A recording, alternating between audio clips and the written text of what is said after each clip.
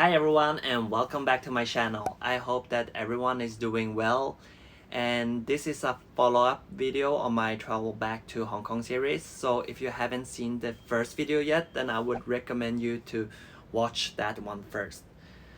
So this video is not sponsored and everything here is just a overview or opinion of my experience and thought of my 14 days quarantine in Hong Kong.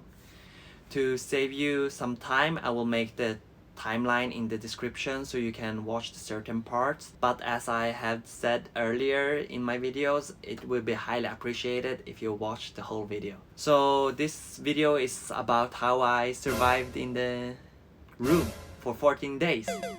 So let's start.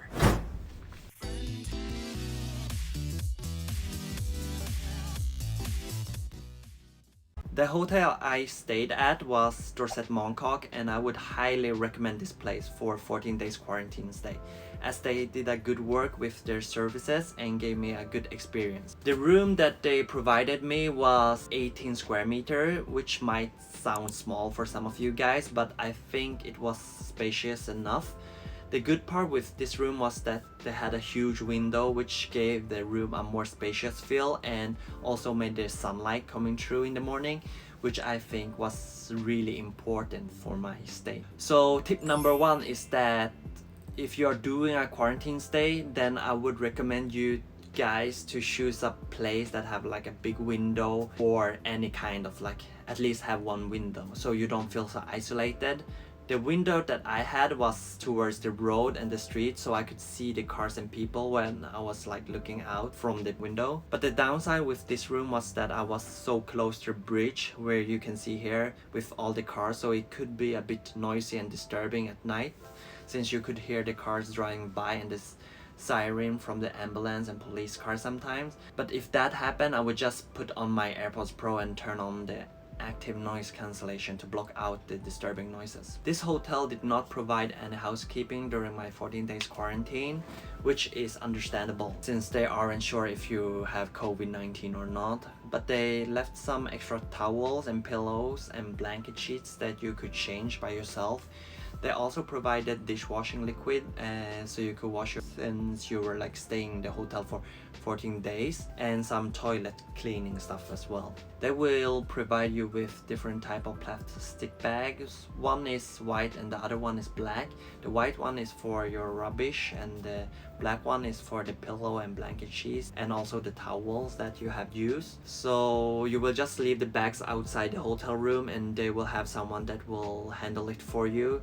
So I think they would pick it up between like 2 o'clock, around 2 o'clock every day. So that was quite good since you don't want to keep all the rubbish and stuff like that for 14 days in the room.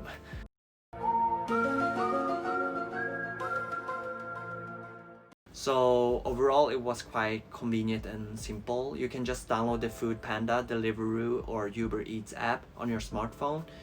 So I used Food Panda and Deliveroo to order my food during my quarantine stay. I was also able to order other groceries from the Food Panda app.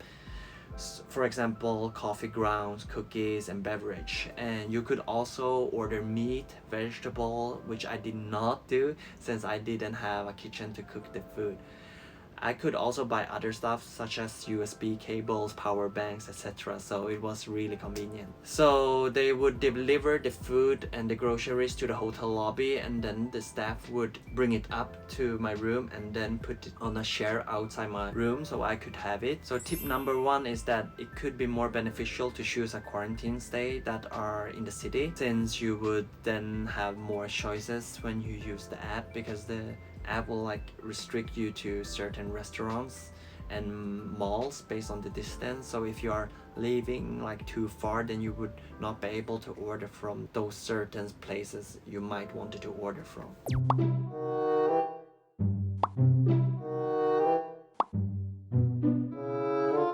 Many people was wondering how I would be able to stay in a place for 14 days and told me that I might like get insane to stay in a small place for that long.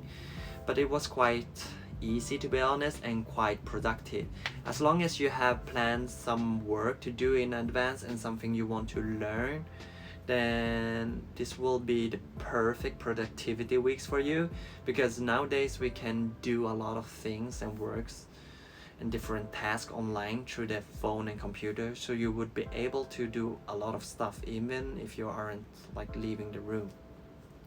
So what I did was to plan and do all the physical work before my quarantine, and then save all the online and computer work later on for my 14 days quarantine, which made me had a lot of things to do during my 14 days quarantine. So yeah.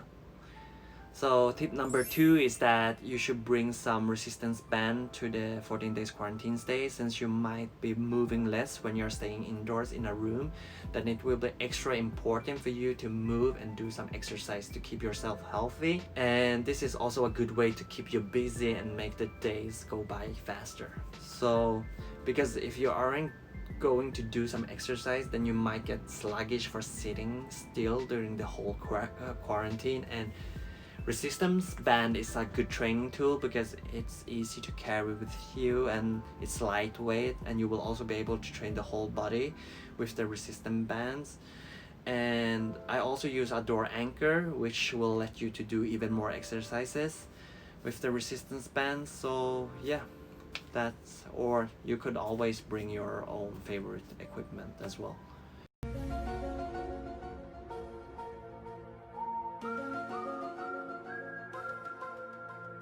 As I mentioned in my first video, I had to wear a band which will locate me so that the government knows I'm not leaving my quarantine place. This band is also connected to an app called Stay Home Safe.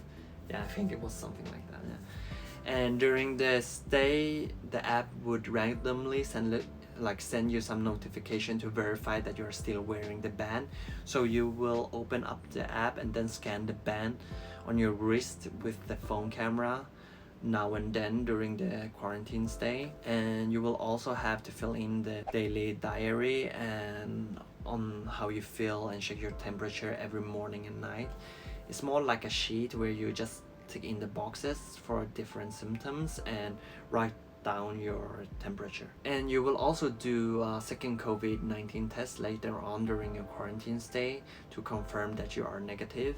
So you could either tell your family or friends to pick up your second test and bring it to the designated clinics they provide, or you could use the service from GoGoVan or Toby, which could pick it up for you for like 100 Hong Kong D.